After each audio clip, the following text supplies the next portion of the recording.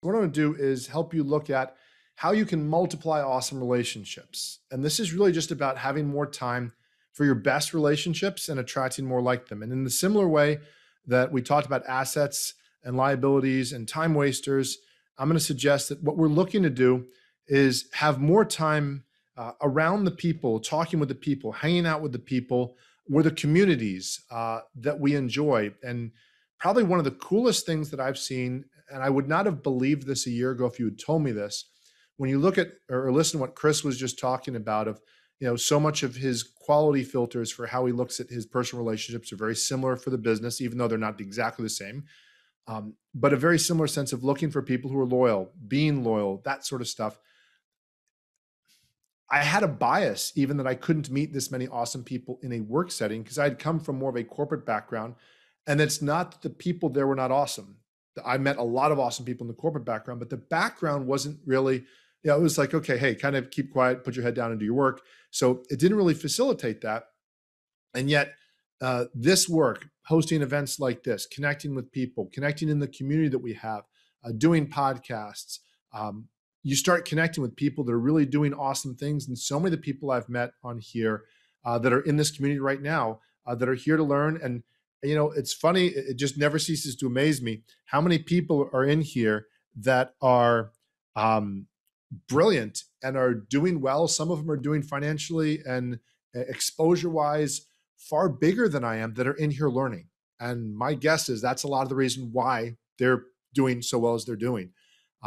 So what I want to suggest to you is there's this idea of relationships color our lenses and our worldview. And so you might have heard the saying of rose-colored glasses, or sometimes I'll tell people, if they're seeing things through a bad way, you get your poop-colored glasses on, like everything you're seeing looks like it's poop. And I can use stronger words, I just try not to. But anyway, we all see the world from our own subjective point of view. We don't see the world as it really is, but as we perceive it. And that's not to say there's no objective reality. It's just that we as humans, we're interesting. There's that country song, which I love, God is great, beer is good, and people are crazy. And I think there's a lot of truth to that. Our worldview and our perception, it can be changed by our mood, our confidence, our experiences, our health, our energy levels, our geography. Shoot, for me, the amount of sugar I've just taken from the food I eat. And our relationships affect our worldview, our world, and everything in it. And so one of the best ways to improve our world is to improve our relationships. And so I remember hearing once in a book, I forget which book it was, where the author simply said that one of the most important decisions you'll make in your mind, in your worldview, is what is your relationship with the universe, with your creator? And the simple thing was, in this sense, do you believe that the creator is a benevolent being that has your best interest at heart, has given you life and is looking out for you? Or do you believe the creator, if there is one, if you believe that, is out to get you? And I'm not here to sell any point of view, but if I lean on my psychology background, I have a master's in psychology, not that any person couldn't make the same observation. The people that are more that see the world as a dangerous place, that are constantly talking about, well, yeah, the world's just a bad place, the world's in a bad situation, people are mean, people are not nice, whether they're right or wrong, it really colors how they see things. And so they accept a less friendly world, they accept a less warm situation. And it makes me think of what one of my clients said to his son once. His son said, Dad, you live in this sort of bubble world where people are really nice and a lot of your friends are successful and they're well educated and they make money and they treat each other right and they're responsible. He said, and the son said to the dad, the real world's not like that. And the father said, son, I'm so glad you finally understood that. And I've been working my tail off, teaching you and working to help you understand that, yes, there are parts of the world you don't want to be a part of. And, you want to be able to enjoy some of the nicer, more abundant, more loving parts of life. And so much of that's going to be who you're around. Juliana, excuse me, got to say that right. Talked about it earlier. The 5 people you spend time around. That's been said in so many circles. And so what I want you to consider is, just like with what Rebecca talked about of the things we bring into our world, what are the relationships? And so I'm going to do something that in general you probably shouldn't do, but I think it works and it's worked for me. It's definitely worked for me as a coach in sports to ask kids about intangibles with numbers. So when I'm coaching a team and either basketball or volleyball, and let's say they're not doing as well, I'll say, hey, where's your energy level at? 1 to 10. They'll say, oh, it's at a 5. Okay, well, does a 5 completely encompass everything? No, it doesn't. But they know what a 5 means. It means they could give more. And so they say, okay, we need to get it. And they'll say, oh, it's about a 6 or a 7, or it's an 8, or it's a 10, or whatever. So in that sense, it might be impossible to accurately measure something, but we can measure how we feel about it. So again, I'm not looking to measure Johnny or Susie or some organization. I'm not looking to tap into that level of judgmentalist, because some of you all, depend on what you study and your view of the world, have experienced that if you get too judgmental, that can be a not so good thing. And yet we can talk about, is there a match? Is there a fit? Not am I better than them or worse than them, but are we on the same vibe? Are we on the same wavelength? And so we can evaluate our relationships without being negative or judgmental, in the sense of how well they sort of fit with us. So we can't quantify the taste of chocolate or vanilla ice cream, but we can quantify how we feel about it, decide if we want more or less of it. And we can do this without being mean or nasty. And that's probably one of the biggest things that I've been so impressed with the energy of Chris Kremitzos and how he is. It's also Debbie, I know you have this, of you can still say, yeah, that's not a good fix for me. That person's not a good fit right now, or they're in a tough spot right now, without being mean.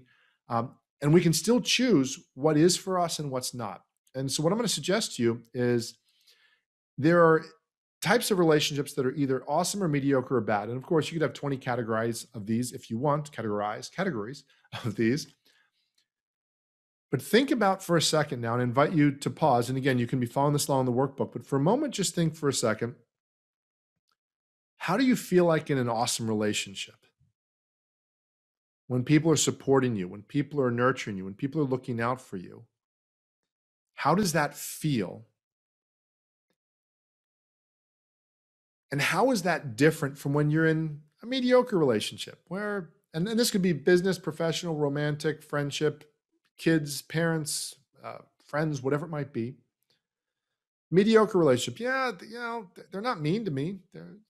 They call sometimes. They kind of look out for me. What's that like? What's that feel like? And what does a bad relationship feel like? And it doesn't have to be tragically bad, just not cool, a negative relationship, and not fun relationship. So maybe even bad might not even be the best word for that. And in each of those relationships, think about how you're treated. And I'm not looking to go down the road of, well, I'm a victim and they did this to me and I said and they said and this said. Well, how long you've been friends with them? 20 years. Okay, well, if it's horrible, man, move on. But in general, how are you treated? And what's your energy level like? Because of the way you're treated, that at least in my experience comes full circle that then you give back with, and it sort of reinforces itself. How do people speak to you when you're in an awesome relationship? How do they communicate with you? Or even more so, equally, how do you treat people well? Or how do you speak to people when you're treating them well in an awesome relationship? What's that like when it's mediocre or bad? And by the way, this could be the same person. It might be, Wade, this is when we're in a good space. Here's what it's like and how we speak to each other. Here's what it's like when we're not in such a grateful space for each other, but we can tolerate each other. And here's what it's like when we're just mean to each other. What's that like? And how do you know, again, whether it's multiple relationships that fall into these categories or it's the same relationship, how do you know when the relationship's in an awesome space or the relationship is awesome versus mediocre versus bad? And now, as far as different relationships, where did you meet these people? So you might say, wait, I keep running into these people and they're really, really nice. I keep going to these conferences where people are learning and growing and evolving and sharing and supporting each other. I keep meeting awesome people. Great. Probably a good idea. Keep doing that. And it might be you find patterns in other situations. And by the way, Rennie, I'm taking your advice. I almost went to the bad. I'm not even going to go there.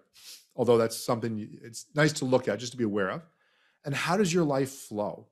And this is one of the things, and I just realized as I got off the interview with Chris, that something that just popped into sort of my mind was this sense of, I feel very blessed that I've been able to, as an entrepreneur, do multiple things, but I've continuously invested in relationships with people that are high quality, and somehow things seem to still work out, whether it's that karmic sense that Rebecca mentioned, or just in a general sense of, yeah, things are good relationships, good people, stuff keeps working.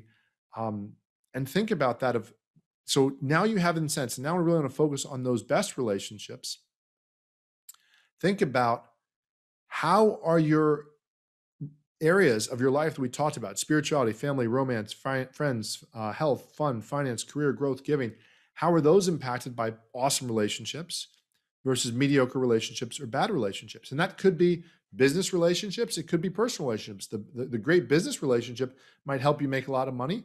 The great personal relationship might just simply inspire you to be confident and take risks on yourself and grow and develop yourself, versus vice, the other side of perhaps the activities you get into in relationships. Again, not that the person's bad, but the relationship's not so productive. I think I was going to put unproductive once. I think it didn't fit in the font. So I get a little really precise about my font. So anyway, in that case, then thinking about, again, if we use this concept of appraising the relationship. So to be really clear, there's you, there's the other person. We're not judging you. We're not judging the other person. We're judging this quality of this relationship according to you. So it might not even be some objective. We're not going to have an argument about this with the other person. Say, well, darn it, it's a 7. It's not an 8. But just how it works for you. And if you think about this, and the same thing, let's say you have friends you go drinking with. And I'm not here to judge drinking. I've done my share of drinking in the past. There's been good parts to it. There's been not so good parts to it. Overall, maybe it helps with the friends. It maybe doesn't help with the health. It helps with the fun, and maybe it doesn't help with the finance. So maybe that's kind of in between, and depending on maybe the time and the setting, maybe in the right situation, and maybe once in a while or whatever that works for you or not. Think about the spouse that's awesome, or the relationship that's awesome, the friend that's awesome, that really supports you, and how that just impacts so many different dimensions of your life. And also thinking again, also when you're that spouse, when you're that friend, when you're that partner, think about that teacher you have that has just inspired you to be awesome, to grow, to learn, and to serve, and to enjoy life, how that impacts so many areas. If you have a relationship with the divine, and if that's a positive relationship, in my case, it is. Again, not here to preach on it, but that's something that's usually for people who enjoy that, a positive thing. And then think of simply any relationship where you might sort of classify that person or that relationship, again, even more so specifically, not even so much the person, but that relationship is an energy draining relationship. What's that like? How does it drain or impact so many areas of your life? And then again, like we did with our assets or time wasters or liabilities, think about what are some of the worst relationships. And this one particular one, I'm going to suggest to you that you might not even write down the name. You might write down the initials. You might not even write it down, because this one particular area can be an area where if you dwell on it, it can be, oh, well, now I'm a victim and now I'm going down and it's their fault. I'm not looking to do that with this. I'm looking just for some people, you might say, oh, wait, you know what? That wasn't that productive. And again, maybe even worse is too strong of a word, but there are some people that sometimes do have really bad relationships. So I also don't want to hedge on that. But what are those relationships that you're like, yeah, could do without those? What would be some relationships that are mediocre? And you might say, okay, they're okay. And so, yeah, Wade, some of them, if it's a mediocre family relationship, you might say, well, Wade, I'll stay in it because it's family. But if it's a bad family relationship, you would say, wait, I'm going to kind of pull away from that, or at least minimize my time with that person. And then what are some of the best relationships? And again, these could be personally, professionally. And again, a lot of this time you're going to want to do, of course, outside of this. And then any other relationships that you invest a lot of time in. So it could be where you work. It could be any sort of area that you're frequently there, invest a lot of time with. And then just as we did before, look at, and again, you can choose to do the relationship score or not, or just decide you don't want to do the math, but which are the relationships that you want to focus on making some shift in, whether it be, do you want to invest more time there, or you want to shift it in some way, and say, what's that relationship? How many hours a month are you investing there? How many hours would you like to be investing? This one shift right here. Say, Wade, you know what? These are some of the most important people in my life. I'm not spending enough time with my friends, my family, my loved ones, whatever that is. I'm spending 1 hour a month. I'd like it to be 3 to 4 or 5 hours or whatever it might be. And then that's a little change. You can literally, that's just the math there. What's the difference? What would you do with these hours, and what's your target date? And so again, what I'm going to suggest to you is this is a very simple exercise. There's not a lot of fanciness to it, but it can be a very powerful exercise when it's done well, and can be very nurturing and developing for people. So this is going to be something that you can take action on, that I'm going to suggest you take maybe one of them per month even. Hey, one per month, I'm going to start making changes in how I invest my time. And if you haven't noticed, and I might not have singled this out to say, we're talking about a lot of things here that can be shifted without you even having to change jobs, things that happen in your personal lifetime, your time outside of work. And then as an invitation, start one potentially awesome relationship either each week or each month or whatever timing is good for you. There's so many different ways you can find them, uh, either friends of existing relationships, physical places, certainly online, podcasts, events like this in the community that's related to this, and seek to initiate at least one new relationship per week. Focus on making connections with people who seem awesome and being awesome to them. Don't worry about the speed or the depth of the relationship. Don't worry who's getting what. You can control your activity, but not which relationships develop. Don't track it. Don't obsess over it. Just be somebody that's like this. Again, I see so much of this done, what Chris has done, and just plant seeds like a farmer, and knowing that those seeds might or might not grow over time, and plant enough seeds with love and friendship, and some of them are going to grow.